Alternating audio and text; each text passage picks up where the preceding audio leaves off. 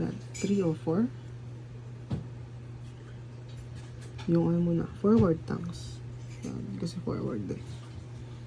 3 o 4. Sunod is 340 kasi center. Tapos sunod natin is 374. Tapos oil naman, nasan yung oil? Oil capacity is 253. Tama ba? 253. Yan. Nakuha na natin yung arm nila. Sunod naman is yung compartment. Ngayon naman, yung cargo pa compartment naman is-solve natin. So, ano ba siya?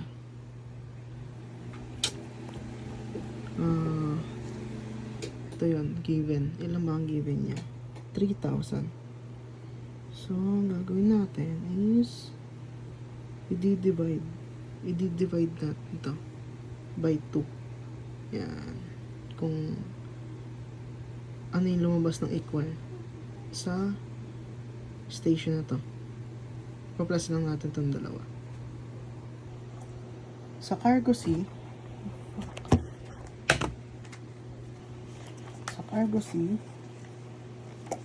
meron tayong 194 plus 275 equals tapos divided by 2 equals what? 236.5. Ano? 236.5. So, uulitin lang natin yun. Sa compartment F. Ano muna yung compartment C is 235. 235. Tapos, sa ano naman, compartment F is 358.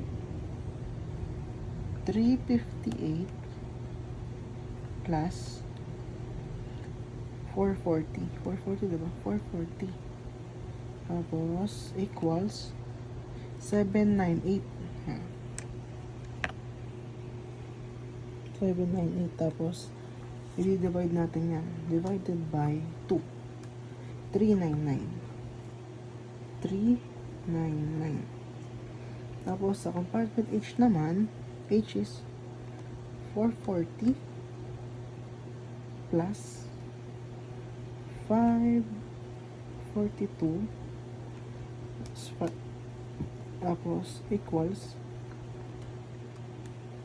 9825. I-divide ulit natin yan. Divided by 2 is na 491.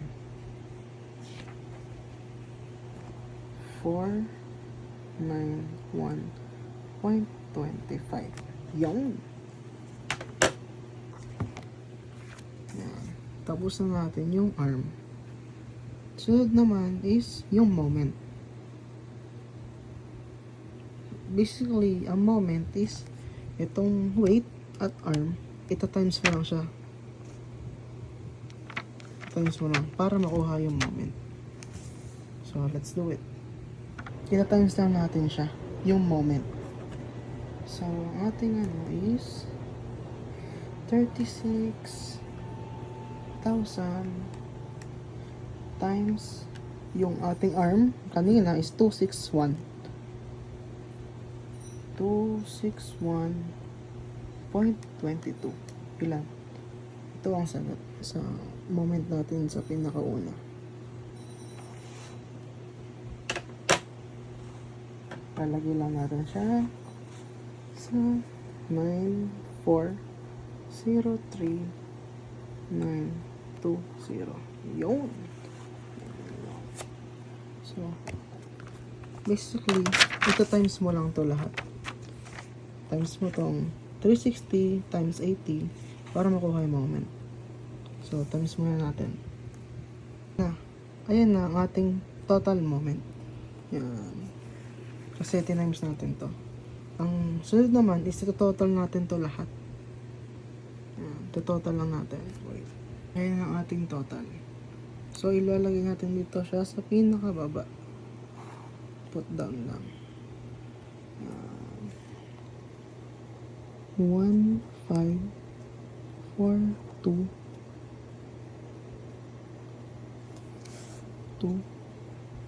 8, 6, 70. Yun. Nakuha na natin ang ating total moment. So ngayon, proceed naman tayo sa arm, total arm. Ang gagawin lang natin dito is, i-divide natin tong total weight at total moment. Yan, di-divide lang natin itong dalawa. Wait lang. I-divide lang natin itong dalawa. So, tapos, equals. Yung 292 wait lang 292.70. Yan. Yun ang ating loaded CG. Ito. Tapos, i-round up lang natin ng 71. 292.71. Yan. Round up lang natin siya kasi merong 859. Ngayon naman is hanapin natin yung Mach niya. This Mach is wait lang, percent Mach, tapos distance this distance of the Mach and Mach, tapos times 100. Yan. Tapos hanapin natin ngayon nasa yeah, nasa CDS natin yung Mach ito lang Mach and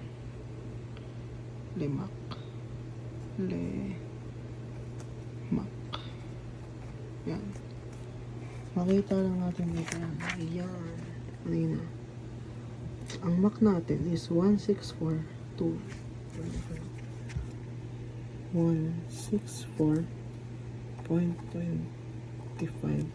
Ang Mach natin is 275.61.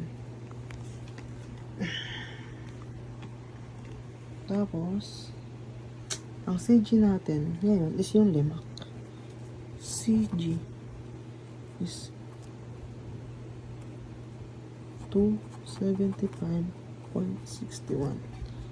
Yun. Naman is makukuha. Paano ito makuha? Yung distance of the Mach. Ang gagawin lang natin is yung Mach is i-minus lang natin siya sa loaded CG natin. Yan. Yung 292.71. Minus lang natin. Yan. Ma-minus lang natin. Back. Distance. Yan.